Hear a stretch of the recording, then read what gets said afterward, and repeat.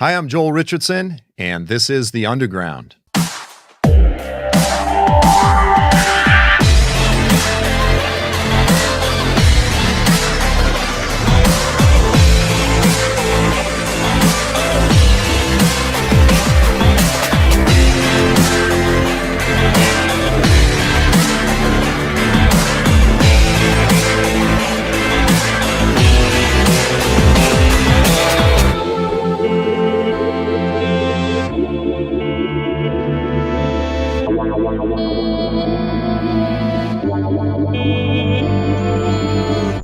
Welcome to this week's episode of The Underground, a program that explores the testimony of the biblical prophets, the gospel of Jesus Christ, current events, and how all of these things relate to you and me.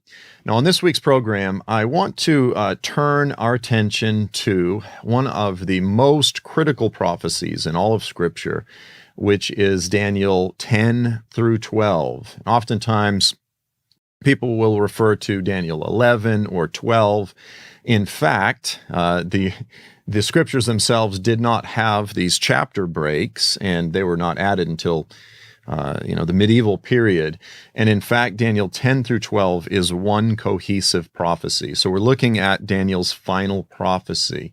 Now, before we jump into it, I want to just say a few things about Daniel as a book in general. So, in terms of critical scholarship, we need to understand that of all the various books in the Scriptures, there's no question that the book of Daniel has been the most attacked, the most assaulted, the most criticized, the most sifted book of any book throughout the Scriptures. I mean, for roughly 200 years now, German critical higher scholarship has approached the book of Daniel, arguing that it was not written by the actual historical Daniel, but rather it was written by a pseudo-Daniel. So a pseudo-Daniel basically being a Daniel pretender. Okay, this is important because it's now established that Daniel is, in fact, what it purports to be, what it claims to be.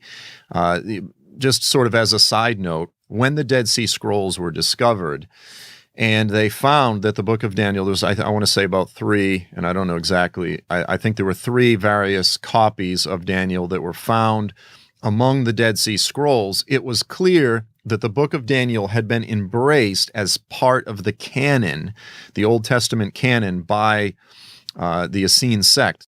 The problem with that is that a book, even if it was fake, it would not have been included into the canon in that brief amount of time. It would take, 100 years, 200 years before it was, even if it was falsely attributed as actual scripture, it would have taken time for it to be embraced. And so the Dead Sea Scrolls really were just a massive slap in the face to this whole history of critical scholarship. Now, let me say this, and here's why I believe this discussion is important, and here's why I'm having this discussion.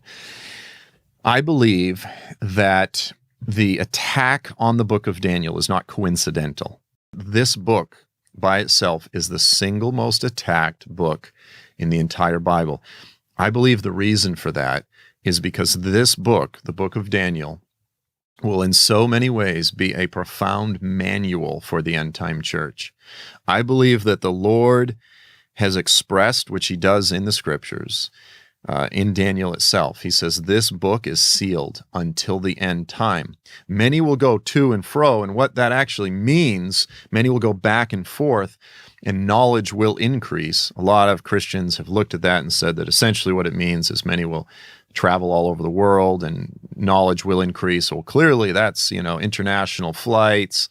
We're talking Delta and Southwest and the internet, the increase in knowledge, travel. That's not what it's saying. It's talking about the book of Daniel.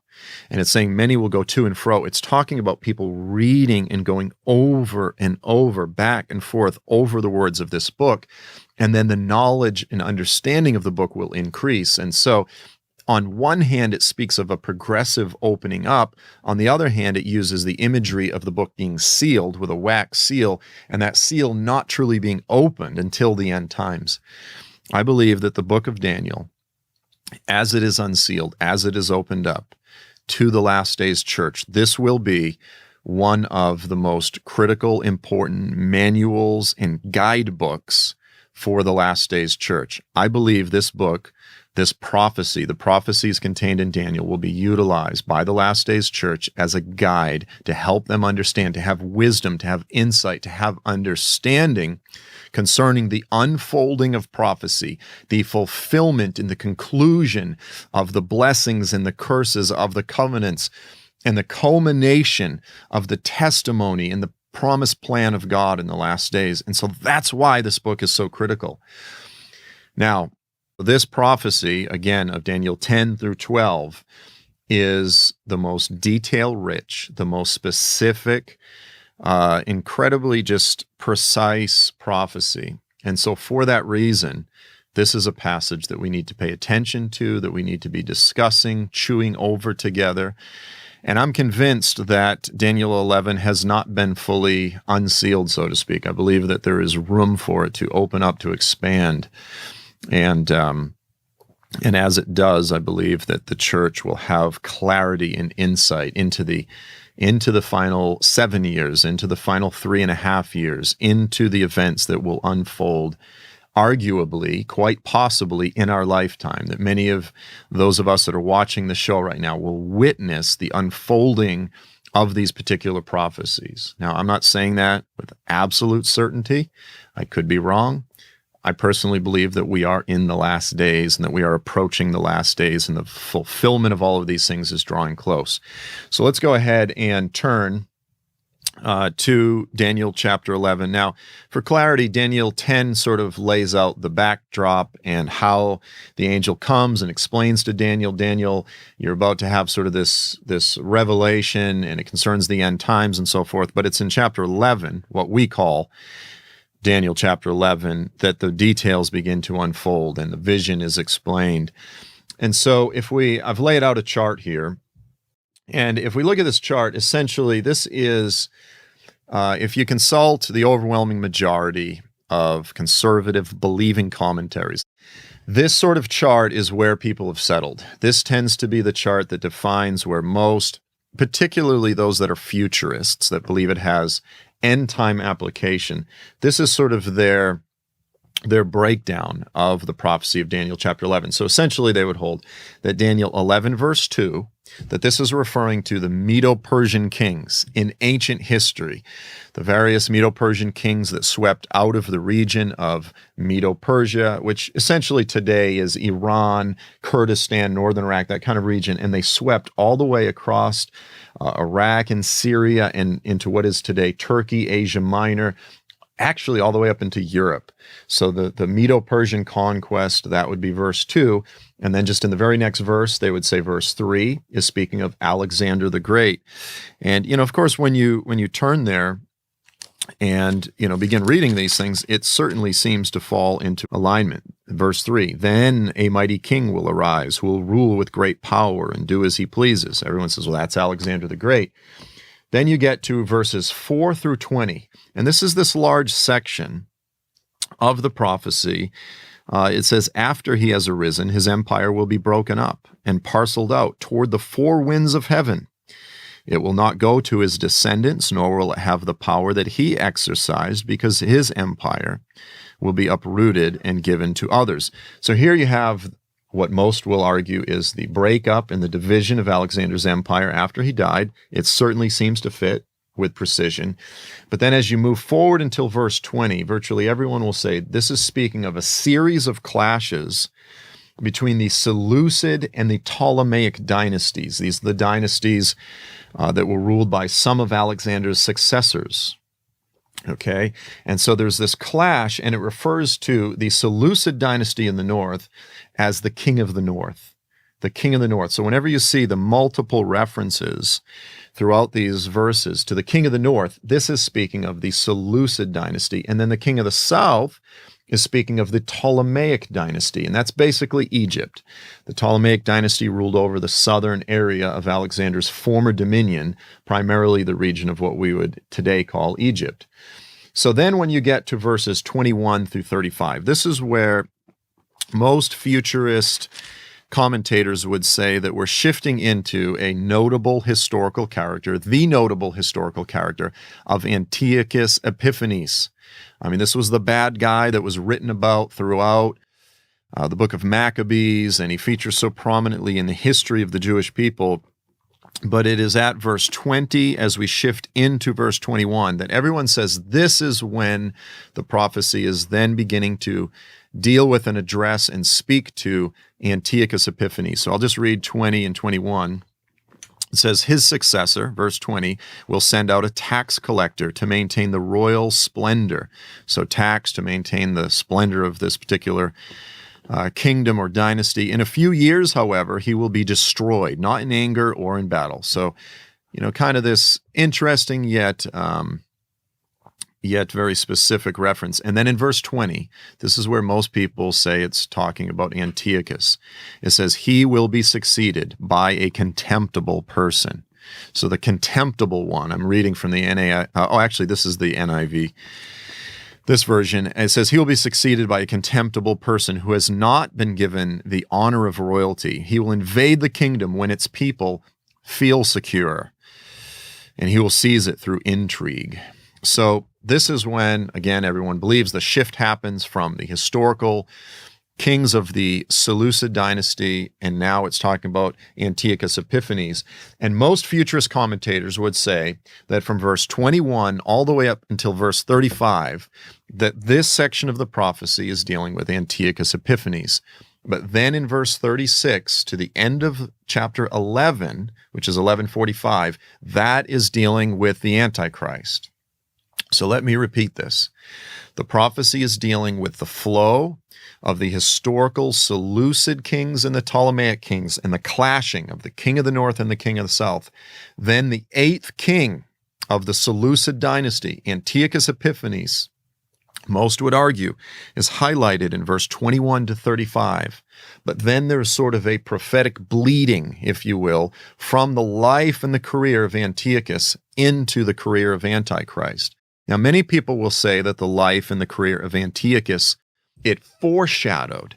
It was a foreshadow of some of the things. That in his life, we caught a little glimpse into some of the things that the Antichrist would do. But they would say the text is not talking about the Antichrist until we get to verse 36. And so the transition there in verse 36, it says, so it's speaking of this one particular king, and then it just says the king will do as he pleases. He will exalt and magnify himself above every god. He will say unheard of things against the God of gods. He will be successful until the time of wrath is completed.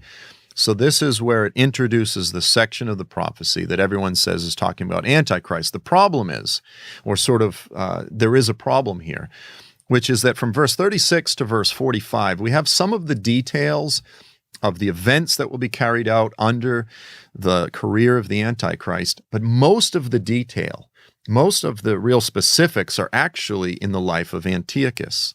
And so it becomes a challenge for interpreters to try to understand here as they're looking at the life of Antiochus, saying, well, his life was sort of a shadow of the Antichrist. It's difficult to try to discern to what degree, how much of this is pointing to the Antichrist and how much isn't. It becomes a challenge to commentators. I want to present a case for a different interpretation. And let me just say that in my book, Mideast Beast, this was the view. What I just described, the majority position among conservative futurist commentators that I just laid out, that is the view that I took in the book, Mideast Beast, which I wrote in 2012.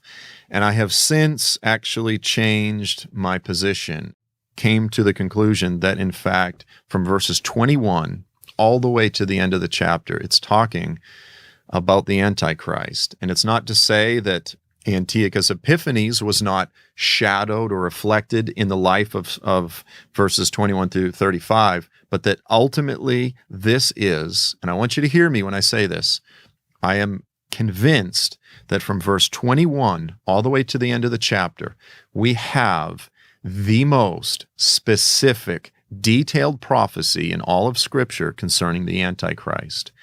And that all of verse 21 to the end of the chapter is dealing with the Antichrist. And I don't believe that a careful, responsible reading of the prophecy can see it any other way. And that's a big statement because I used to hold a different position until I noticed a few critical clues that just completely changed my views. Now, let me just say this. There are a handful of commentators down through history, mostly in the 1800s, some a little bit later, that took this view that from verse 21 all the way to the end of the chapter was in fact dealing with the Antichrist. You have Samuel Prideaux Tregelles, S.P. Tregelles is one guy who takes more of a a non-historical interpretation of this. Others like G.H. Lang, and there's a few others that don't take sort of the modern party line. But I just want to highlight some of the reasons why I don't think we can honestly interpret verses 21 to 35 as just primarily dealing with Antiochus. I'm going to talk about why we have to view it as talking about the Antichrist. So when we get to verse 1 in chapter 12, this is, by the way, the great Achilles heel for preterists, because it just laid out the events of chapter 11. It talks about this willful king. It talks about the abomination of desolation. And when you get to verse 1, it says, at that time. Now again, forget that chapter 12 is there. Imagine that you're just reading this as it was revealed before we added the chapter breaks and the versification. Just imagine that none of that is there because that's not inspired. That's not part of the Bible. This is just there for our own help. When it says at that time, it's referring to the events it was just speaking of in chapter 12. And it says, at that time, Michael, the great prince who protects your people, will arise. At what time? At the time of the events that were just spoken of. And then it says there will be a time of distress such as has not happened from the beginning of nations until then. So there's this great distress, this great tribulation. And actually, Jesus quotes this very verse in his Olivet Discourse in Matthew 24, and most translations have Jesus saying, then there will be a time of great tribulation.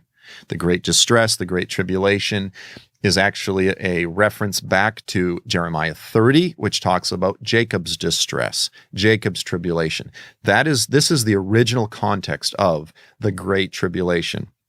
There will be a time of distress such as has not happened from the beginning of nations until that time, an unparalleled time of great distress. So when does the great tribulation happen? It happens in the context of the events that were just described in chapter 11, the events of the Antichrist, the events of the abomination of desolation.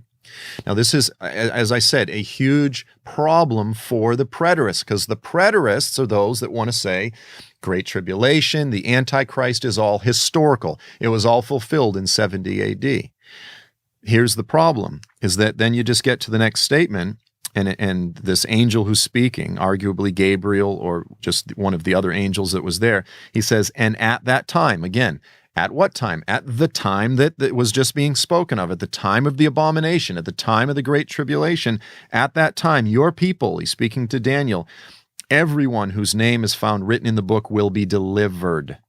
Okay, so they'll be delivered. How? Multitudes who sleep in the dust of the earth will awake, some to everlasting life, others to everlasting contempt.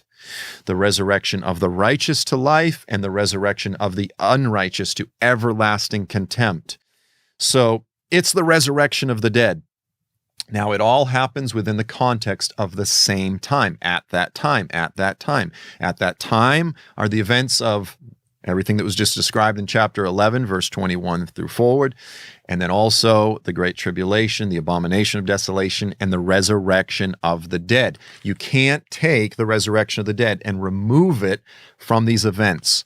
The preterist interpretation collapses on this verse. And it's interesting that when you look at the writings of Philip Moru, one of the very few, there's only a few preterists that try to interpret Daniel through the lens of preterism.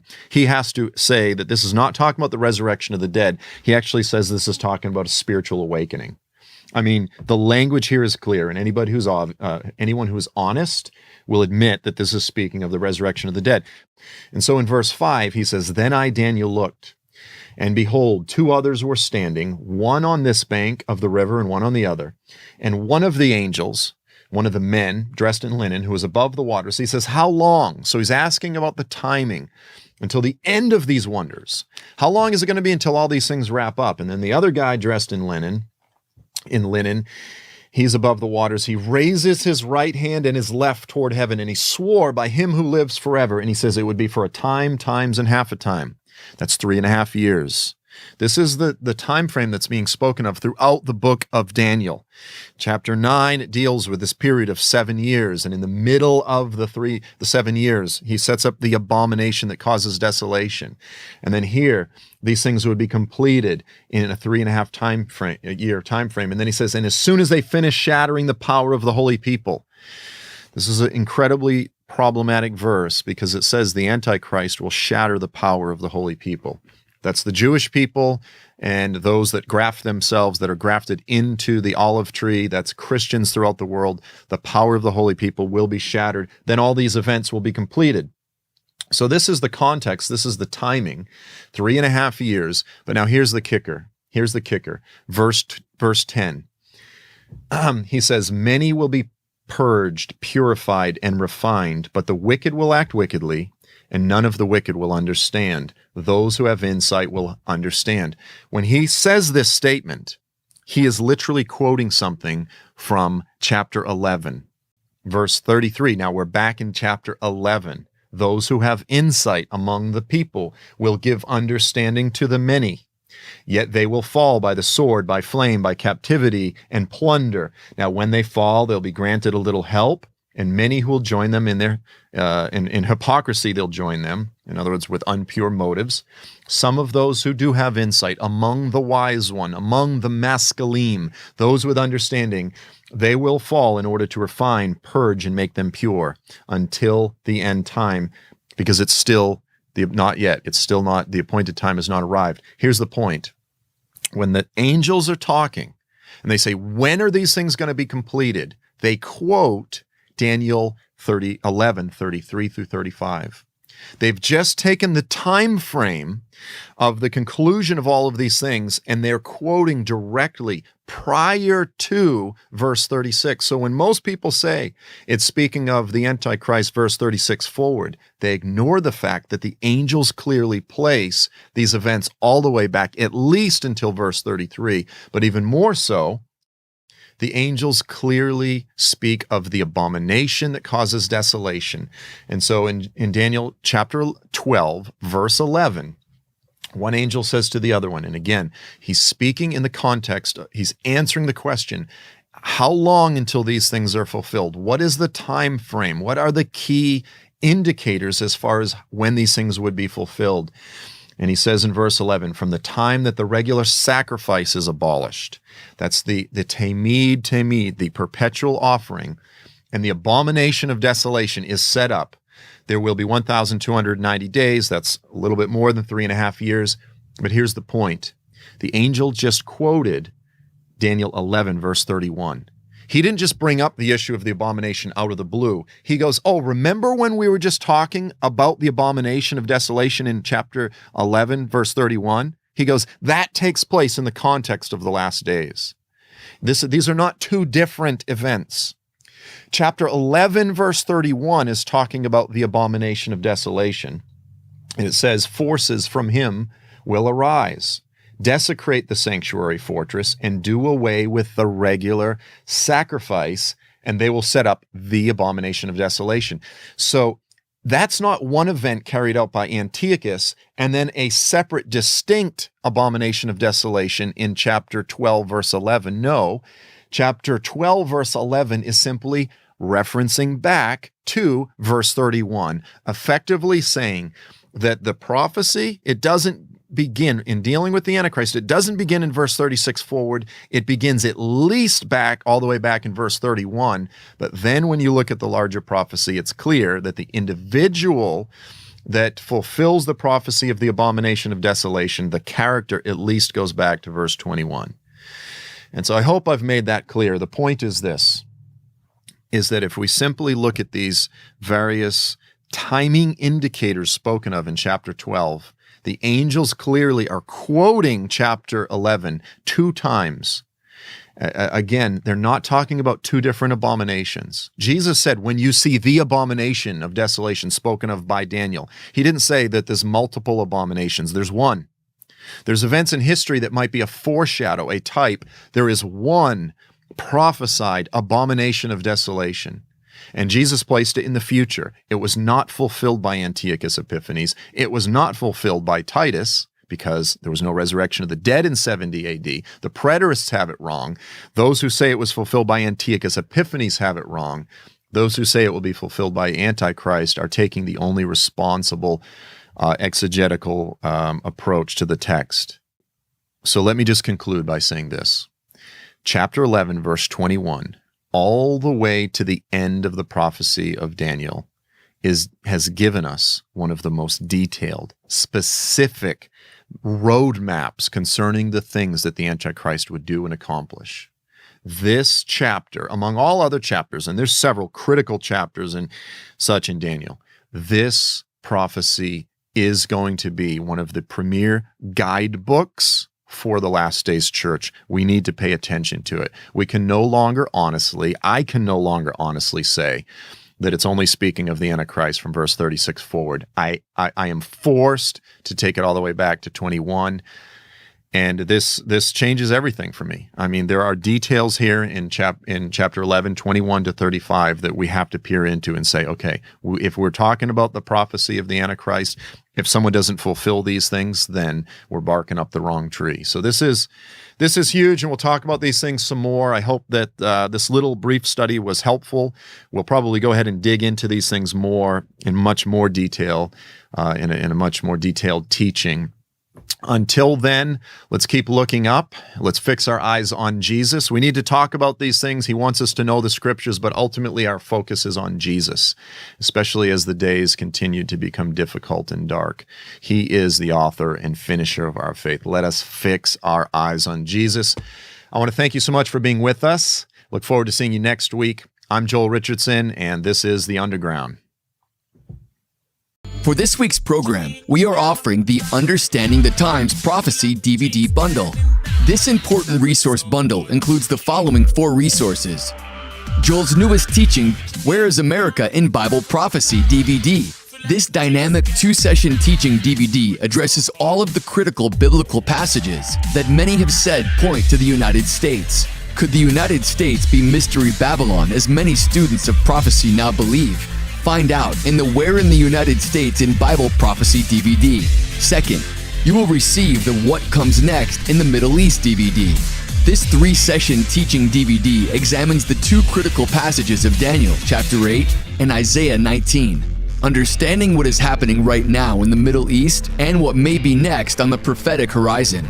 Third, you will receive the Understanding the Times DVD. This 4-session DVD addresses the gospel of the kingdom, the Jewish temple, and the coming covenant, and 2 sessions on identifying Mystery Babylon. And finally, as a bonus, you will receive Joel's documentary, End Times Eyewitness. This dynamic documentary film, shot on location throughout the Middle East, explores the unfolding signs of the return of Jesus. Together, all 4 items are only $55. To order, go to joelstrumpet.com and click on the Understanding the Times DVD bundle.